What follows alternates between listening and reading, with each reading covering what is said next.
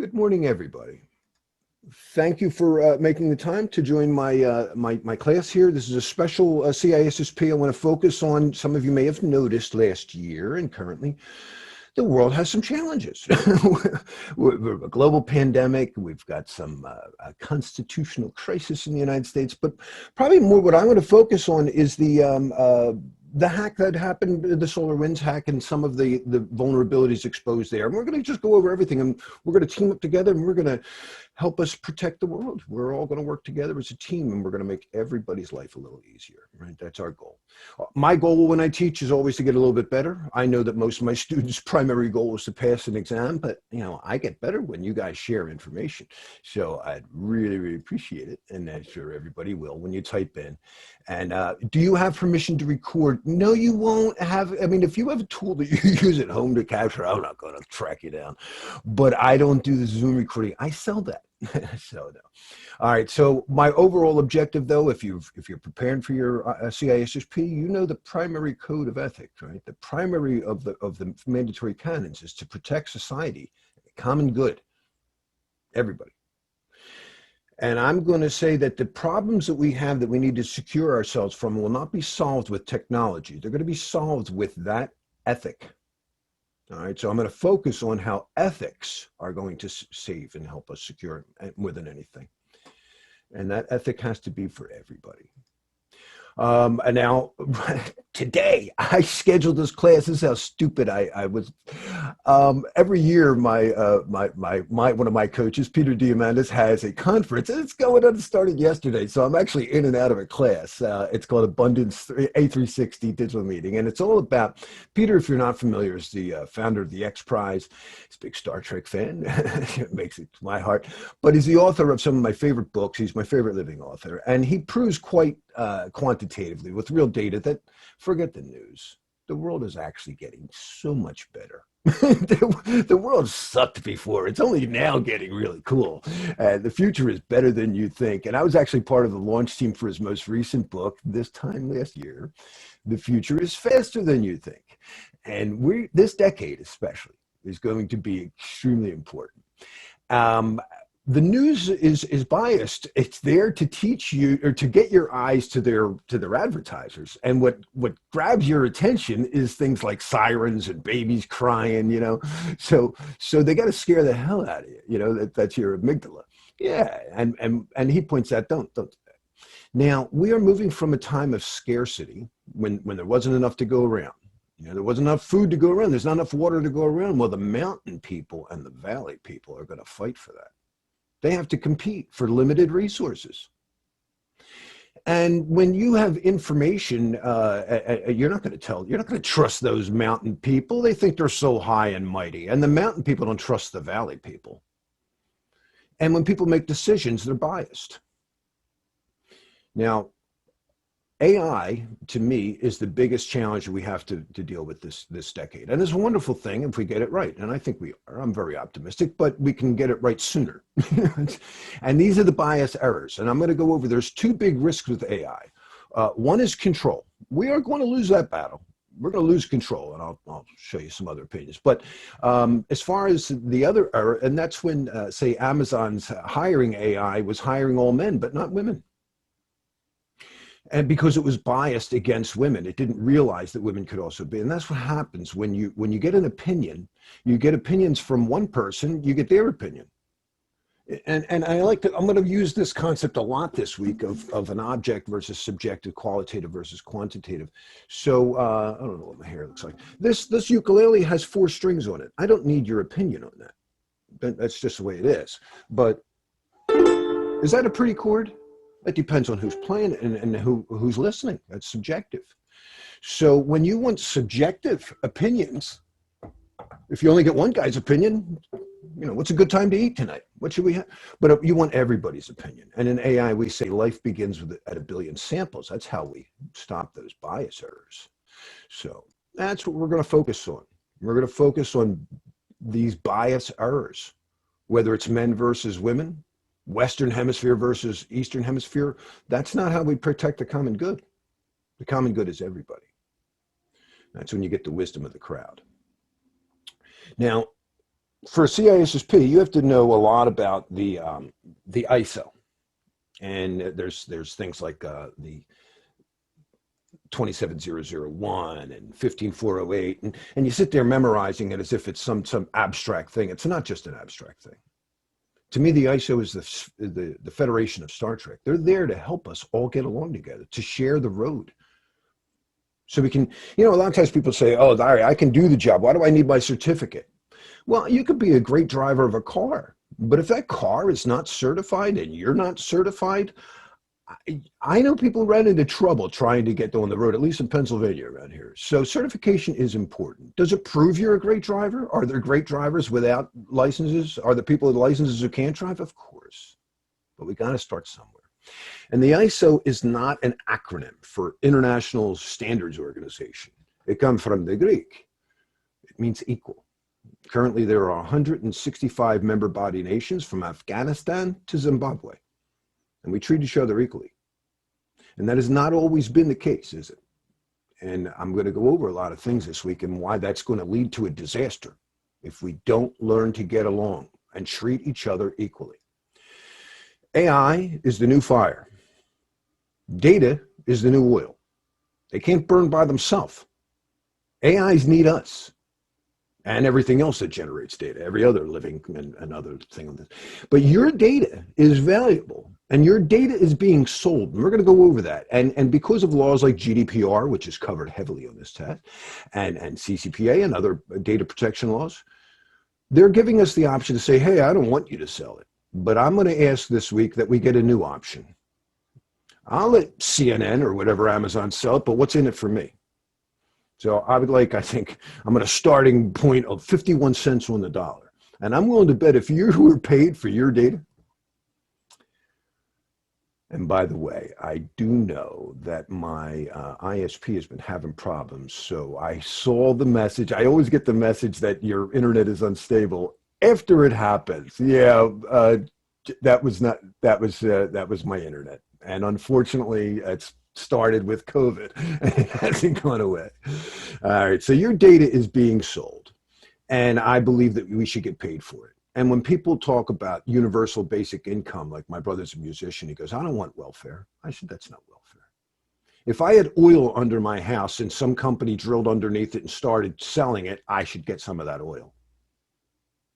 And if your data is the new oil, then you should be paid for that.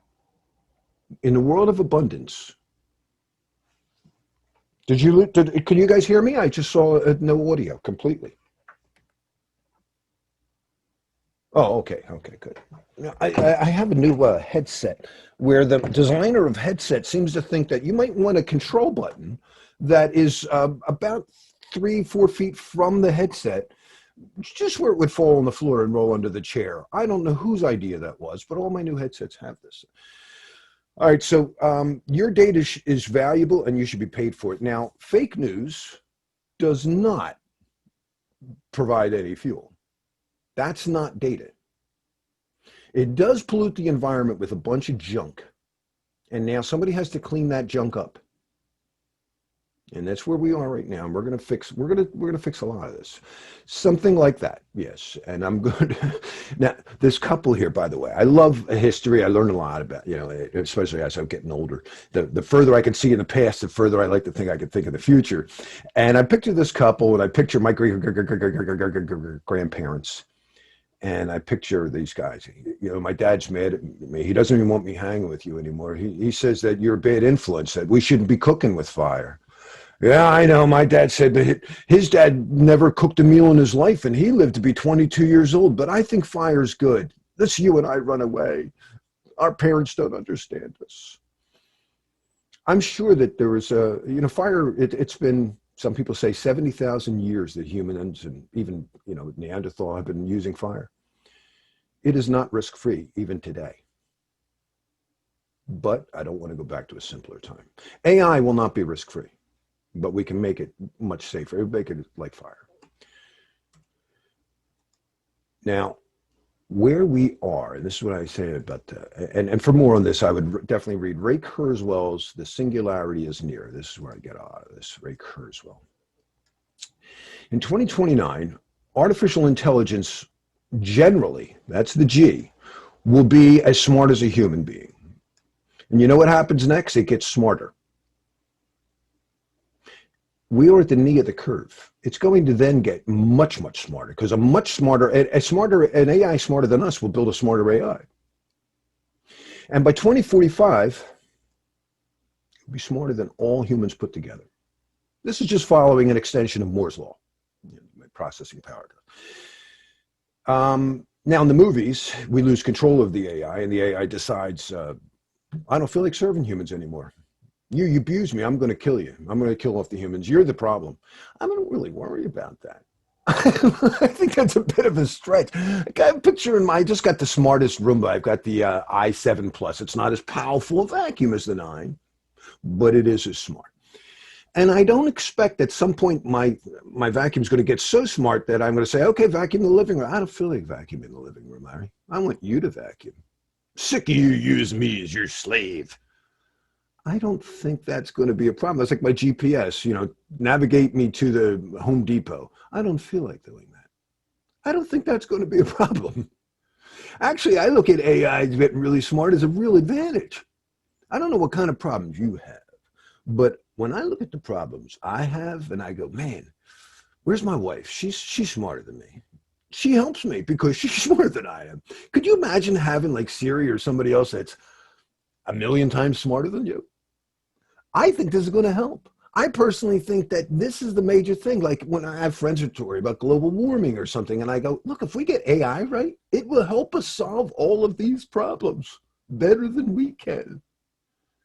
There's a lot of people who say that this thing, AI is the last invention we'll ever have to build, because then it will build everything else. So let's just get that part right. So I'm a coach this week. I am not your, I hate masters. And oh, by the way, my coach of almost 40 years, Tom Up the Grove, will be presenting on Thursday. So I'm a third degree black belt under Tom. Tom's a ninth degree black belt under Joe Lewis, who passed away a few years. But Joe Lewis was the founder of American Kickboxing, and he always hated masters. Oh, guys, don't follow me. I make a lot of mistakes in life. And when I do, I need help. And you know who can't help me? Followers. Guys, please don't follow me. Yeah. Oh, he was, well, that was the thing. He was very good friends with Bruce Lee. Many people give him the credit for teaching Bruce Lee the sidekick, right? And they were very good friends. And I actually got to meet Linda Lee, and she came up on the stage. It was actually Joe had cancer, and we knew he was passing. And she spoke for him, and she said, you've been telling people that you were Bruce's student. She goes, that's not fair. Bruce would never have considered himself above you. To him, you guys were research partners. I'm like, wow, that is awesome. Yeah. So Joe said, don't go teaching Joe Lewis style. When he was passing, he said, guys, that would be stupid. I want you to do something that comes from you. The only things you can honestly teach a person are what works for you. And he said, and I hope some of the things I taught you work for you. But, you got to do what you. So that's what I've made up my own style, my own cyber kung fu with Tom. Tom's actually still, I still defer to him a lot. Best pen tester I know. He's the EC Council updated the CEH test where they got a practical lab now. They're trying to compete with the offensive security and OSCP. And he's currently number 7 on the leaderboard, highest ranking guy. Yeah. Tom is my martial arts coach of 40 years, but he's also a great pen tester. First guy I know to have a computer, and he's going to be presenting on penetration testing on Thursday. So, and on our Joe Lewis black belt is a thing for the common good. And I always appreciate this about Joe, that we're not to permit considerations of race, religion, national art. You guys are my students, and I am so honored to have you, and you're from all over the world, and please, what can I do to serve you? Again, a master, rules slaves, but I'm a coach. I serve you. So please, I hope I'm serving you. And I'm a guide on the side, not a sage on the stage, right? Now, here's how I started computing. We didn't even have a handshake. When you dialed this modem at 300 baud, it sounded like this. It would go right in. See, after 300 baud, this is how you'll know if you're old, if you knew this. It would go. Oh, that communicated at 1200. Oh, 19.2. Yeah, but you didn't have it. All right, that's old school stuff. That's like showing my kids a Victrola or a black and white TV. I've been doing computers and stuff. I was an IBM certified PC tech over here in the 85, IBM advanced connectivity in 88, blah, blah, blah, blah, blah. Who cares? But to show you, I've been taking tests for a long time. Now, Ray Kurzweil points out, if you're aware of the Moore's law concept, how information processing doubles, you may know, Larry, that's actually running out. Yeah, that's true, because it was it's based on how many atoms can you pack, or how thin, I should say, you can make a conductor. And you can only make a conductor, maximum would be like 1 atom thick, but you can't even get that close. So we actually are reaching, but that's not the end of information doubling. Now, what happens there is what Ray Kurzweil has pointed out, we actually did it before. We were doing this information doubling concept ever since we started computers and from vacuum tubes to transistors. And he said that this is the 5th paradigm, and that we were going to enter into, and probably some people think it's quantum computing. Some people think it's Ray is not a big fan of quantum computing, by the way. He thinks it's going to be more multi-core or 3D computing, he calls it. So whatever it is. But we are still getting this. Now, the control problem. Again, AI goes out of control. And Stephen Hawking was considered a pretty bright guy. And he thinks thought it could have spelled, why, it would take off on its own. Yeah, 2029, it goes off on its own. It's the number that Ray Kurzweil uses. We wouldn't be able to compete. I don't know that we're going to compete, though. I think we're going to collaborate. I don't think AI is going to feel anything. You could be intelligent, but not feeling, and that's a different thing. We'll cover these things through the week. I just want to introduce what we're going to be going through. Elon Musk, pretty bright guy. He also thinks that, look, this is something seriously going to go wrong, he thinks. And he's a guy who loves AI. I mean, we learn a lot about AI from his experiments, and it's one of the great things, when one Tesla car learns something, it doesn't have to send an email that people have to read later. Every Tesla car pretty much learns it instantly. They can read pretty fast, We're going to scan just my office here. And I've got with IoT security, I've got all these smart light bulbs. I love my Alexas and stuff, but how hard would it be to put a camera and stuff in my light bulb? I don't know.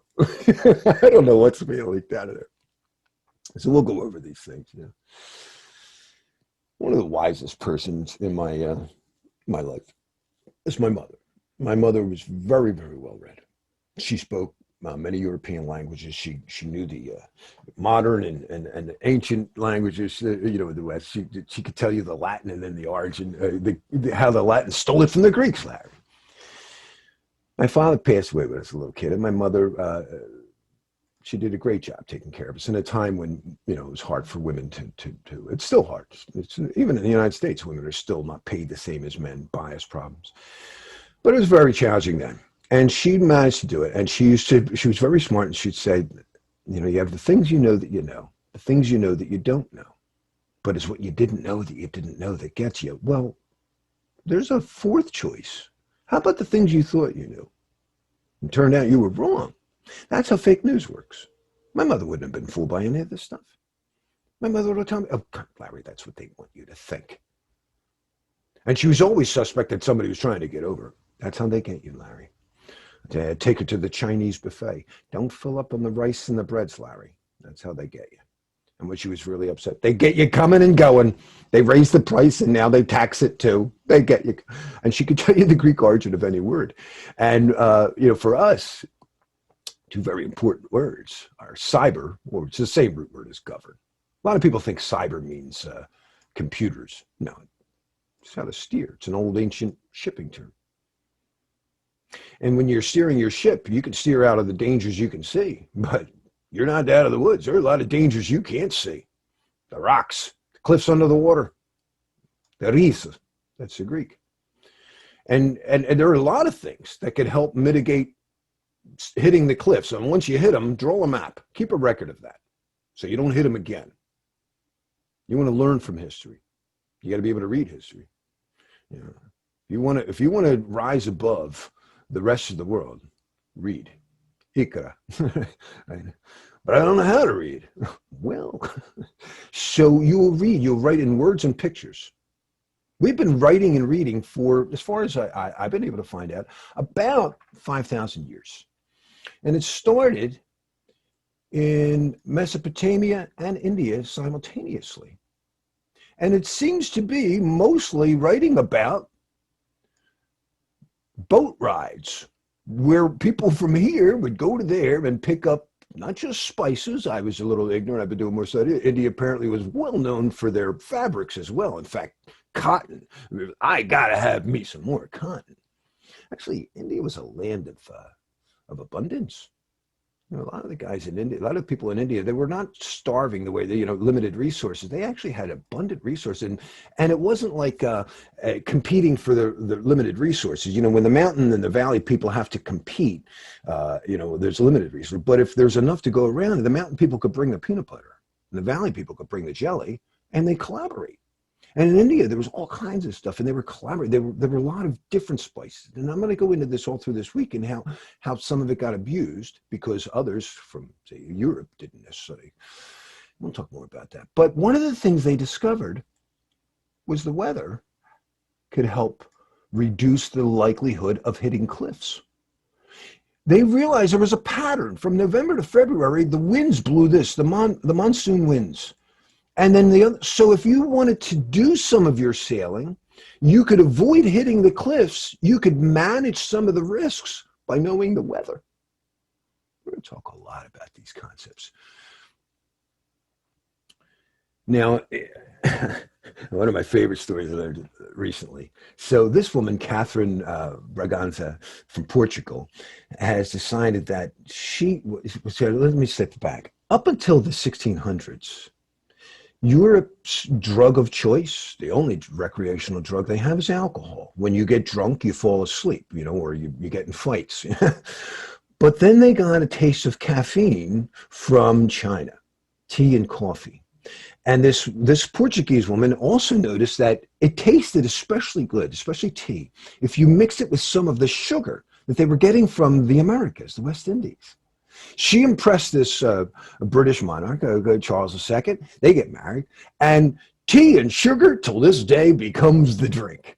The first Starbucks is Lloyd's Coffee House. Lloyd's Coffee House opens up around the same time and later became, and still is, 4 businesses today. Lloyd's Insurance, Lloyd's, what an insurance company is. Lloyd's Bank is going to lend the money. These guys want coffee. They're going to invest in missions to get coffee and sugar, tea and coffee, tea and sugar. And so the bank lends the money, the insurance will guarantee it that you got to know the weather. I need up-to-date news because I don't care if you made that trip 20 times. You know what's going to change? The weather. Modern news, CNN starts here. And drawing black Sharpies over weather maps is only going to make it more likely the cliff, and the ship intersect. So actually accurate weather, not black Sharpies, is a risk reduction thing. But what we do and what my job is, Lloyd's Registrar, they are the birth of validation, certification, and accreditation. You had to have Lloyd's certify your ship before they would invest anything in there. That's like 27001 for your organization. All the equipment on the ship, is that a certified sale? That's like the common criteria. And then, is that captain certified captain? Is that a certified lookout guy? Every person on that, and that's what I teach. ISO 17024, right, for people.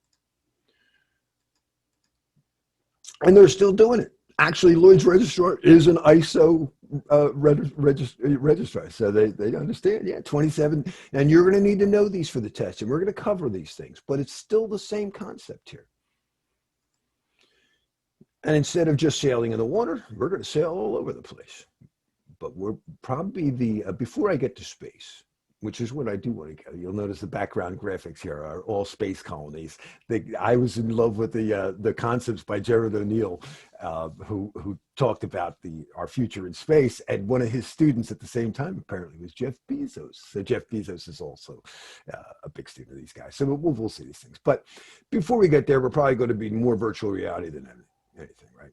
And we worry about our doctor or even Facebook, storing this picture, my credit card number. But now with my Oculus Quest, let me turn this guy on here. I had somebody point out, do you realize you got 4 cameras on there, right? And that means when I plug it in and I want it to auto update, Facebook is getting 4 cameras worth of data consistently. What are they doing with that data? So we've got to be able to come up like GDPR and for this stuff. And a lot of times the owners of these things are 12-year-old kids, and they don't realize that they're feeding everything into Facebook. So we have to protect our data, and we're going to come up with a way to do that. We're going to figure it all out. Now, the triple constraints. The CISSP is a governance test. It is a management test as well. Now, there's a difference. In my very simple thing here, I'm going to just have the people, the investors at Lloyd's say, we want you to take the ship, go to China, get the tea, and come back. Without wasting time, without wasting money. Now, you have to figure out how long does it take. That takes some experience there, right? And maybe you go, oh, well, it takes me about 110 days. And I'm going to need food for 110 days. That would meet the scope, 110 days. But suppose you ran into trouble.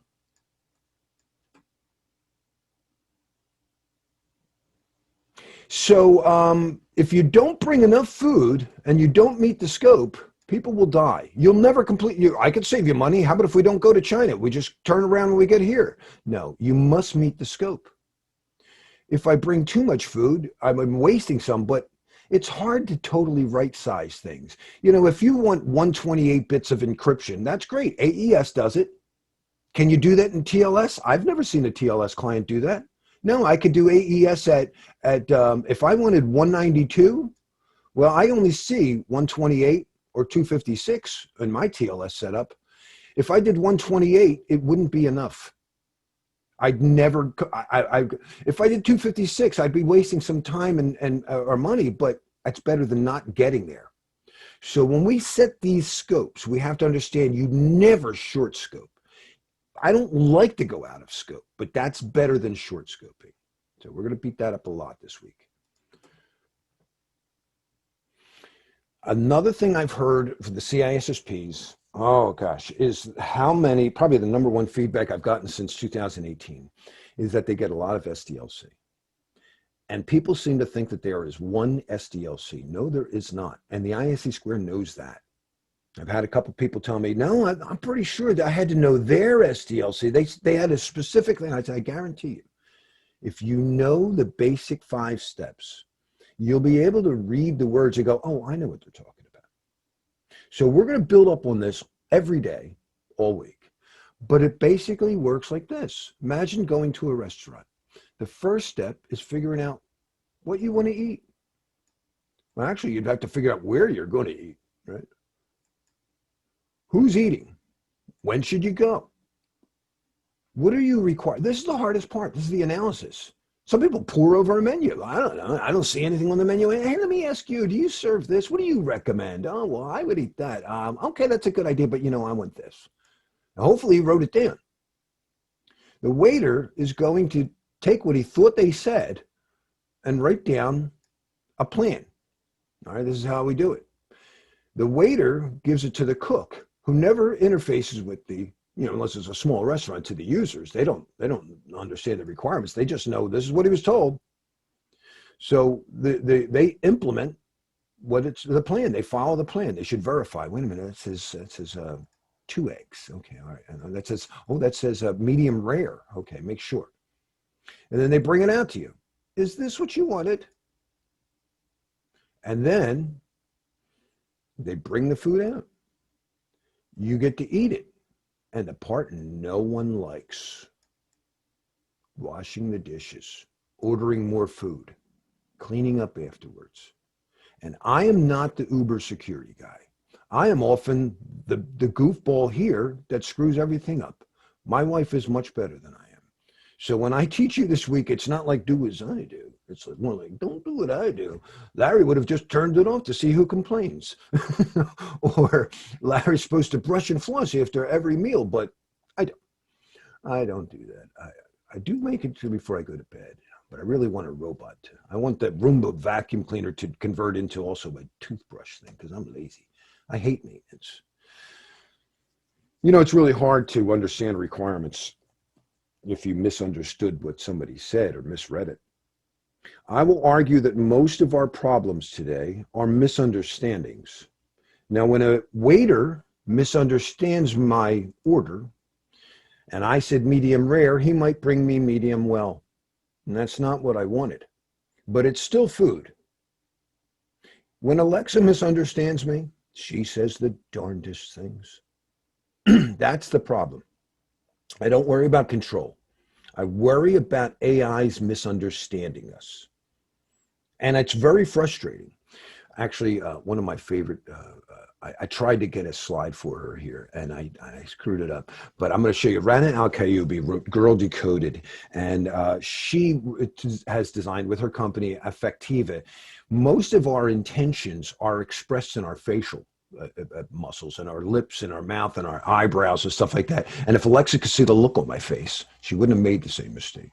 And we'll talk a lot about how I think Rana Al-Kayoubi and Affectiva is helping to make the world a lot safer place. Now, as I said, it's not just the things you know, the things you know that you don't know. And whatever. You know, I could have a drawer up here that says shirts. And in there are shirts. That's the things I know that I know. I was right. Yeah. I have information about that. There's another one that says private. I don't know what's in here. I just know that there's something in there. It's locked. Yeah, those are things that I know that I don't know. Yep, it's things I know I don't. There's a hidden panel in the back. I had no idea about that. Oh my gosh, hidden panel. Well, you know, that is something I didn't know that I didn't know. But that's not where my missing shirt is. Nope, it's in the drawer marked pants. I didn't even bother looking that up because I thought it was just pants in there. Those are things I thought I knew. Turned out I was wrong. This is what fake news is. This is where most of our vulnerabilities are. This is how phishing attacks work. I thought that was my bank. That's what they wanted you to think, sucker.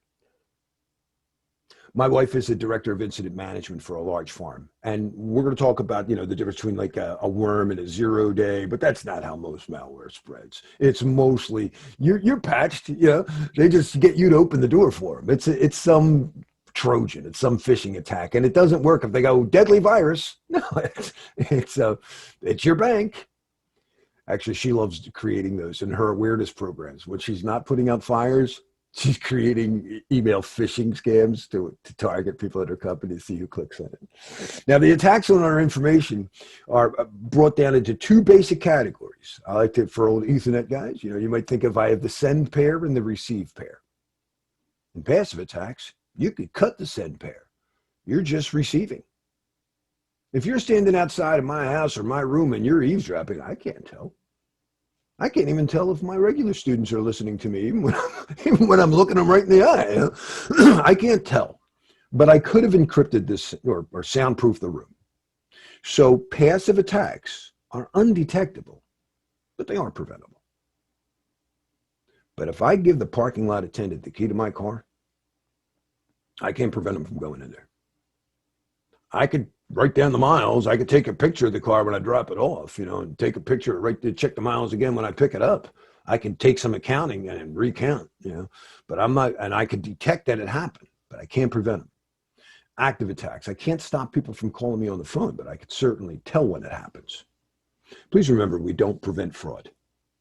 I can reduce it by you saying, well, it takes Bob and Alice, you know, but they could still collude. We detect fraud. Can't prevent all denial of service attacks. Can't prevent all covert channels. I love that in the news. Whenever something came out, well, this just came out. Our president was breaking the law another way. How did that leak? How did that get out? That's not the problem. The leaks. We got to stop these leaks. No, you don't stop leaks. You obviously don't understand how communication security works. You don't stop them. But the biggest challenge in governance is where? Where are we going? Now, when we had very simple religion, Wotan did it, and we're going to see the Wotan God when we die. That may have been wrong, but at least I felt good during life. I was like, nah, I know what I'm doing. I have children, and I worry about them. I worry about my 15-year-old during the time of COVID.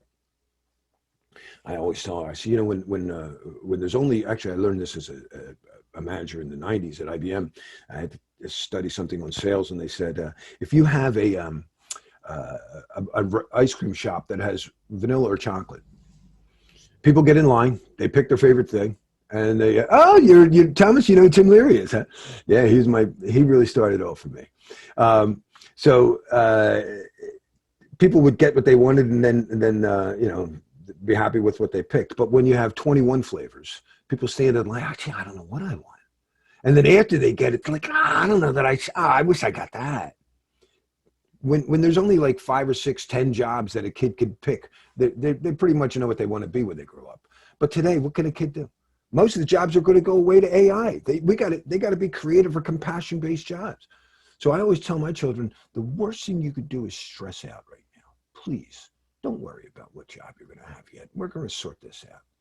Do worry that you're relaxed and look forward to life, And where are we going? I think we're going to space.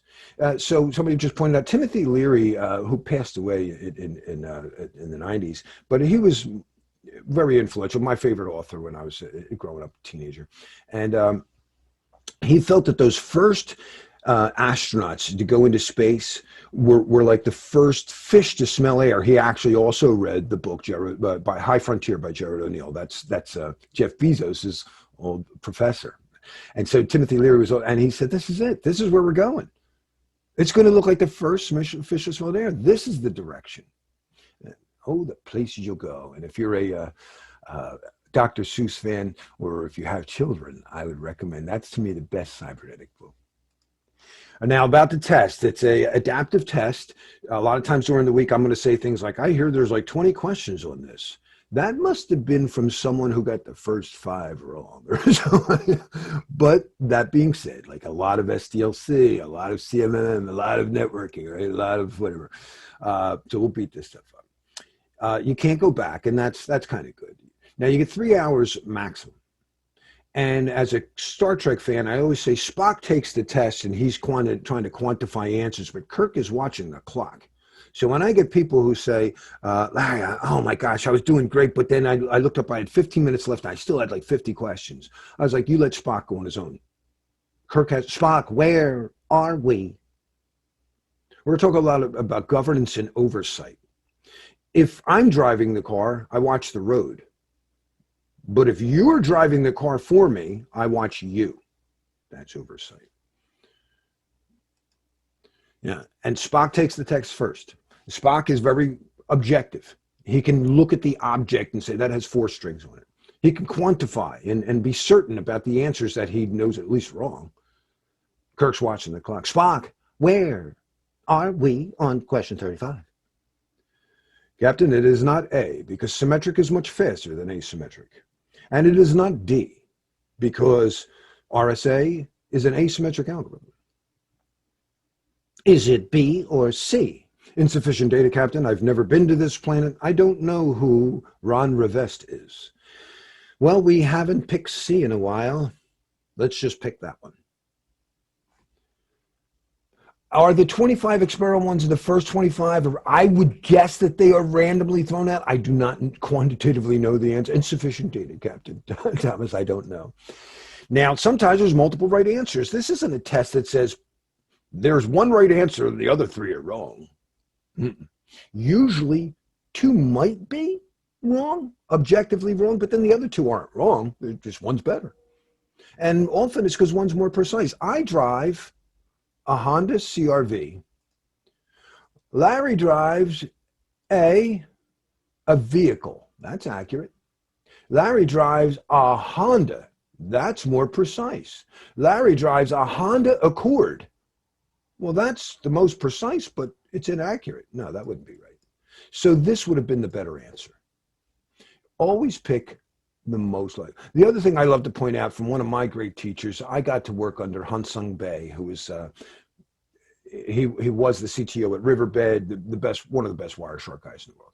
And he said that when you, if you hear hooves outside of your house, the first guess should be horses, not zebras. It could have been zebras, but pick the most likely. Now, it's an English test more than anything. So I often feel bad for people who are brilliant. I had a guy from Vietnam, CCIE, certainly technical enough, but he had only been speaking English for about 10 years, and he missed the test a few times because it's an English test. So we're going to beat that up a lot this week. We're going to look carefully, and there's a difference between restore and recover and reconstitute and resume. These have different meanings, and you might think they look the same. Yeah. All right, our schedule is kind of like this. We're going to go through today. We'll probably get up through the halfway through asset security. And then what I'm finding beyond that is security engineering actually takes me well into it. And security engineering is looking at controls in general. And then we're going to look more detailed at operating systems, at cryptographic controls, at physical controls, at networking controls, which they put under communications and network, but to me that's architecture too. That's engineering. We're going to look at identity management access and well into Thursday. Then, depending Thursday afternoon or Friday morning, so we understand what they want here, and then we architect solutions that meet their needs. So we're going to be working with the customer, writing down what they want. And then we're going to document and work with the cook to build that. And then we're going to test it and say, is this what you wanted? And then on day 5, we're going to eat the food. Or if it's a new car, we're going to drive our car. And when you drive your car, you still have to maintain it. And there are little things like, getting the oil change, filling up the gas, but we have big problems like car accidents or car theft. This is business continuity. This is the most commonly failed section for me since I've been teaching it. Business continuity used to be its own domain. And consistently, it was the #1 failed domain up until 2015. It was its own domain. It was the #1 failed domain for me. Because most people think about prevention, prevent it from happening. But you don't prevent all risks. You don't prevent all fires. You have to have smoke detectors. And what good is a smoke detector if it doesn't sound an alarm early? Now, if you know there's a pandemic coming, don't wait. Tell people. We need to know. Just like if there's a fire. You don't say, I was afraid about panicking to people. I didn't want to ring the fire alarm and tell them, oh, no, there's a fire and everybody goes crazy. We don't know what to do.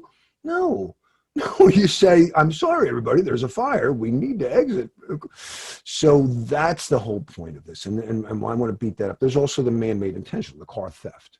So we'll talk about incident management. Risks are either natural. Oh, I saw the sounder. Yeah, it's going to keep doing that. It's going to keep doing that all week. It's a shame. Yeah, that type of stuff. So we're going to focus on those things because the test is heavy on it, but hopefully it also helps raise awareness in the world, because I really believe we have a wonderful, abundant future, but I'm not naive to see that there are problems right now. It's kind of like when I say that if the ISO says red light means stop and green light means go, then when the light turns red, I'm going to stop.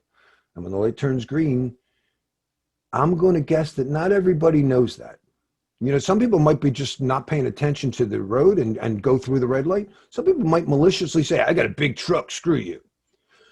So I don't want to be naive when I'm very optimistic.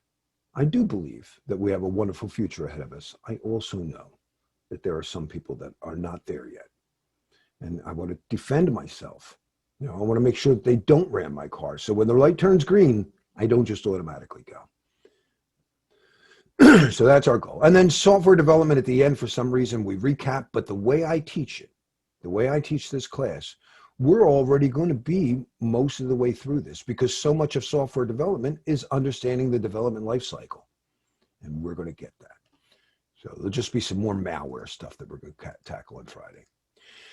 All right, so that's my my intro here. We're going to be taking a break. Oh, by the way, this is one of the newer drawings of that that space colony. So this is the O'Neill cylinder, built to house around 20 million people, where Elon Musk wants to go to Mars, which is like a 7-month trip or whatever, in a good, you know, and when we're close. And if you forgot your guitar, you got to wait a while. Yeah. This is like, you know, where the satellites are near Earth orbit. These are just orbiting the planet. It takes you a half hour to get back and forth. You know, you go here just as quickly as you can go to New York from Philly. So that's the goal. And the other thing about building a contained thing versus going to Mars, Jeff Bezos said, "You want to go to Mars? Why don't you live on the top of Mount Everest for a year and see how that goes? And then think to yourself, that's a lot nicer than Mars." So I actually am much more in Bezos' camp to live here. All right, let me pause the recording